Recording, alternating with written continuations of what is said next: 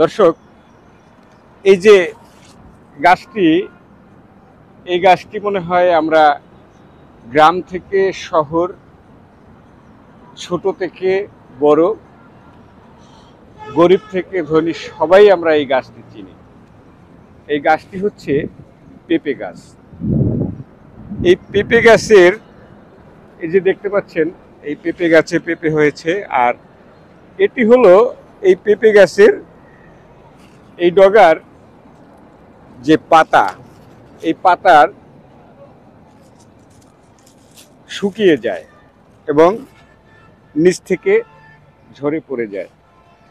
কিন্তু এই ডগার যে শুকনো পাতাটা, এই পাতা কিন্তু মানবদেহের জন্য খুব উপকারী।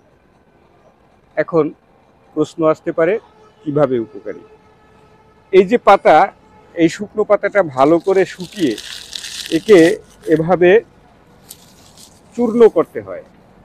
এভাবে চূর্ণ করার পরে এই পাতা চূর্ণ করে গুঁড়ি করে, আমরা তো সবাই চা পান করি, এই পাতা দিয়ে চা বানানো যায়। এই পাতা চা হিসেবে ব্যবহার করা যায় এবং এর পাতা যদি আপনি প্রতিদিন সকালে এবং বিকেলে এই পাতার চা খেতে পারেন, তাহলে শরীরের জন্য উপকার।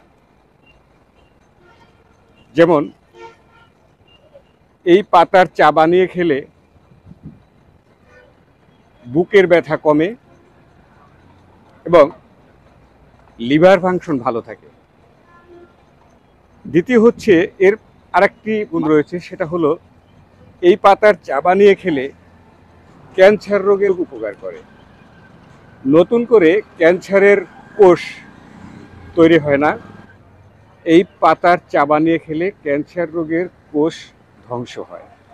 দর্শক, তো যারা বিভিন্ন সমস্যায় ভুগছেন, এই পাতার চা খেলে শরীর চাঙ্গা থাকে, শরীর ভালো থাকে, শরীর মন দুটোটাই ভালো থাকে এবং মারাত্মক কিছু রোগের উপশম করে।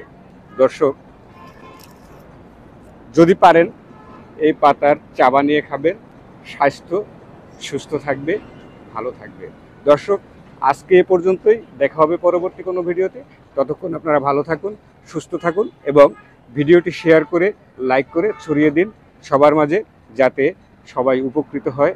এবং পেজটি ফলো করে আমাদের সাথেই থাকবেন নিত্য নতুন কিছু জানার জন্য, দেখার জন্য।